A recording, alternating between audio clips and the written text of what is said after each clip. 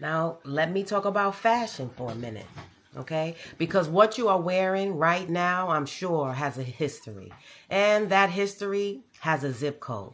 The oversized silhouette, the sneaker culture, the hoodie, the gold jewelry, the baseball cap worn every way but forward, the bandana, the do-rag, the head wrap, streetwear, urban style, period. All of it originated in Black American communities. And then something happened. What, you say? The mainstream. The fashion industry packaged it. The luxury brands put a logo on it. And suddenly it wasn't urban anymore. It was just high fashion. Billion-dollar brands built on the aesthetics that came from our community. Hip hop made luxury brands relevant to an entirely new generation. Now, here's the clinical piece. Cultural appropriation without acknowledgement is another attempt of erasure. When you take the culture, strip its origin, repackage it for the mainstream, and profit without crediting its source, you are continuing the same erasure that started with slavery. You're basically saying, we want what you created. We just won't say you created it. We just watch it happen over and over again, generation after generation. And all of our inventions with white names in front of them, everywhere, and credited nowhere. That's us. That psychological experience of being simultaneously visible and invisible has a clinical name. It is called racial battle fatigue. It's plenty of names out here for a little bit of everything. But here's why and what they could never take away. They could never take away the origin. You could copy the style, but you cannot copy the source. Know that. I'm Takima. This was part 6. Part 7, you're not just wearing us. You're listening to us. The entire architecture of popular music will tell that story. All right, let's talk music. Because if fashion was the clothes that they put on, music was the soul that they tried to steal. Now let's start with the blues. So the beginning. Born in Mississippi, black sharecroppers, black pain, black poetry set to strings. Let's talk jazz. Jazz was the first truly American art form, and it was created entirely by Black Americans. Jazz became the soundtrack of a generation. It even played in clubs that Black musicians weren't even allowed to enter through the front door. Think about that. Rock and roll, I'll tell you what they don't tell you.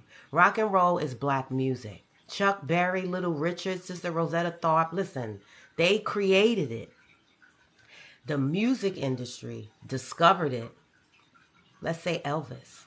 White folks singing Black music. Now look, Elvis Presley, he himself acknowledged his debt to Black music. They called him the king of rock and roll.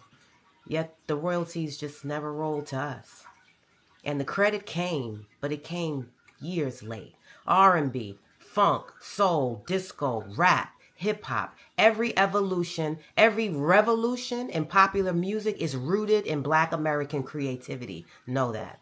And hip-hop, the most consumed genre of music on the planet right now, I need you to understand something personal about this one. I grew up in River Park Towers in the Bronx, right off of Cedar Avenue.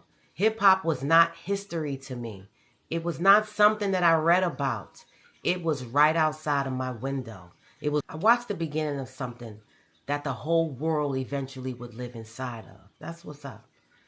They took it, they packaged it, sold it back to us at a markup. You know how that goes. But here is the clinical piece. Music has always been a form of psychological resistance for Black Americans. From Negro spirituals sung by the enslaved, which were filled with coded messages for survival and escape, to hip-hop being the true documentation of systemic oppression, music was never just entertainment for us. It was our testimony. It was actually our therapy, truth be told. The world took it, it monetized it, it globalized it, and it called it their own. But you cannot separate the music from its makers. No matter how many times the industry tried it, it didn't work. I'm Takima. This was part 7. Now in part 8, they're not just listening to us, they're not just wearing us, but they are selling everything using us. Let me ask you something. Have you ever, for real, have you ever noticed that everybody wants to be us? I mean, they don't want to be us, but they want to be us. And I mean everybody. Just think about it. Tanning beds, lip injections, butt augmentations, cornrows on the runway, the box. Everybody wants to be us. Step back, just look. Now here's the contradiction that should make your head spin. Because it is the same people that spend centuries telling black people that we are less and we are ugly and we are undesirable and we are not the standard. They have simultaneously been lining up to look like us, to sound like us, to move like us, to live inside a culture that we created. And that is not a coincidence, but it is another form of cognitive dissonance at a societal level. We talked about cognitive dissonance in series 1. You know, that's the I want your lips, but I don't want to be you. I want your style, but I don't want to see you. I want your music, but I don't want to pay you. I want your culture, but I don't want your struggle. That is mimicry. And here is the clinical piece. Psychology tells us that imitation is one of the most powerful signs of desire and aspiration. When a dominant culture consistently imitates a marginalized one, it's not just flattery. It is an unconscious admission that what was called inferior was always superior. They knew. On some level, they always knew. The tanning bed is the confession. The lip injection is the admission. The cornrows on the runway are the receipts. And black people who were told they were less watch the world pay thousands of dollars to look like what they were born with. That's not just irony. That is the universe correcting the record. I'm Takima. This was part 9. Now in part 10, the clinical piece that ties everything together. I'll see you there. I'm going to put my clinician hat on again, because everything we have talked about across all 9 parts, the systems, the policies, the extraction, the erasure, the mimicry, all of it has a psychological footprint. And that footprint gets passed down generations. Now let me introduce you to a framework developed by Dr. Joy DeGruy. Post-traumatic slave syndrome, not post-traumatic stress disorder. It's different. PTSD is post-traumatic stress disorder. Post-traumatic slave syndrome is because we are Black Americans and we carry not just individual trauma, but we carry multi-generational trauma. It's collective, it's historical. Now let me explain what that means clinically. When a person experiences trauma prolonged, and in this case, hundreds of years of chattel slavery, it was severe, inescapable trauma. Now that changes you. It changes the nervous system. It changes patterns of behavior, the relationship with your own self and with others. Now imagine that trauma not just for one person, but for an entire people, 4 generations. Slavery, Jim Crow, redlining, mass incarceration, the deliberate destruction of the actual family, the erasure of the culture, the theft of the labor, the denial of the humanity, generation after generation after generation. That trauma doesn't disappear when the law changes. It lives in the body, on both sides of the coin. It lives in the nervous system. It gets passed from parent to child without either of them knowing that it's happening. That is intergenerational trauma. Now, here's what it looks like in real life. Hypervigilance. Now, that's like obsessive alertness. The nervous system is constantly scanning for threats.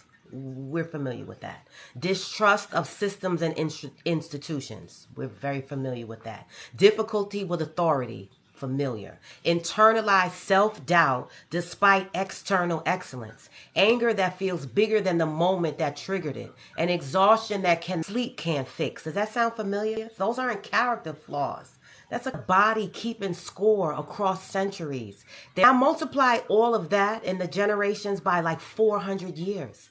Add racial battle fatigue on top of that. Add the chronic stress of navigating racism in your workplace, in your school, in your neighborhood, in your country every single day. That's why, and that's what we carry.